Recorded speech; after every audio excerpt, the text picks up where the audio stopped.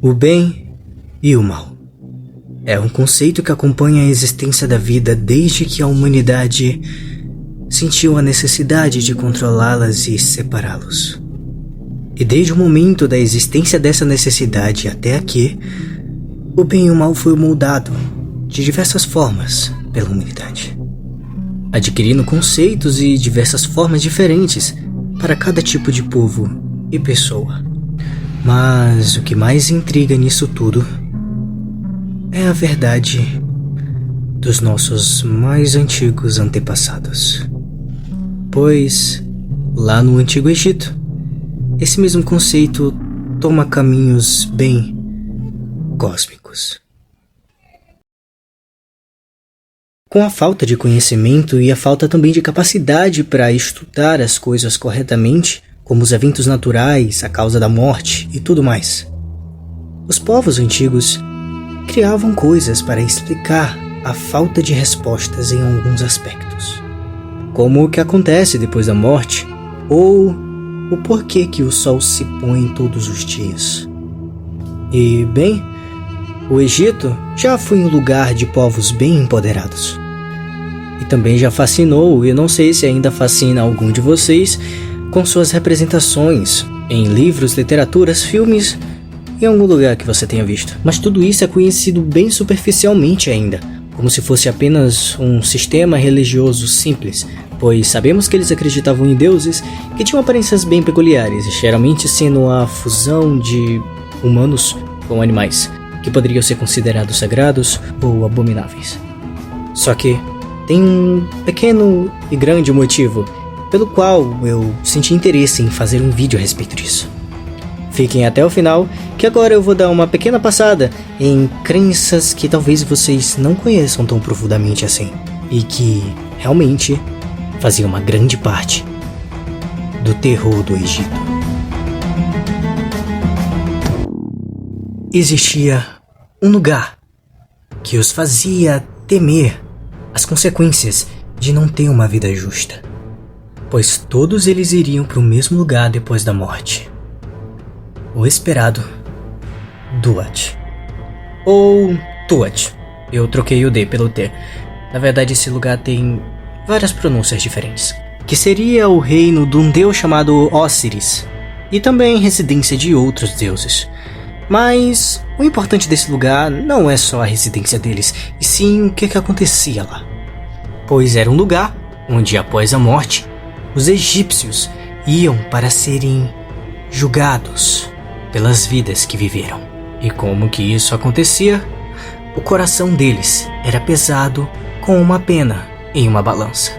Não qualquer pena, mas a pena da deusa Mate, onde se o coração da pessoa fosse mais leve que a pena, ótimo, ele seria considerado uma pessoa digna de entrar no céu. Eles acreditavam no céu. Mas se fosse o oposto, e o coração pesasse mais que a pena, ele seria culpado pela vida que levou e entregue ao verdadeiro medo dos egípcios, o completo esquecimento, que é apresentado como a justiça e a punição divina, a temida Amit, a devoradora, que devorava os corações dos injustos e fazia com que eles simplesmente deixassem de existir. E Amit seria como o lembrete de levar uma vida justa, caso você não quisesse ser apagado e devorado pela inexistência. Bom, mas esse lugar não é preso apenas a sistemas juridiciários. É assim que se diz, juridiciários? O Duat é um local vasto, e não é apenas a Amit e os outros deuses que residem lá. Há muitas outras criaturas também, e bem pouco citadas na verdade, pois eles continham demônios com várias funções diferentes, seja proteger baús, tesouros, portas, ou até mesmo planejar os desafios para as almas antes de serem julgadas.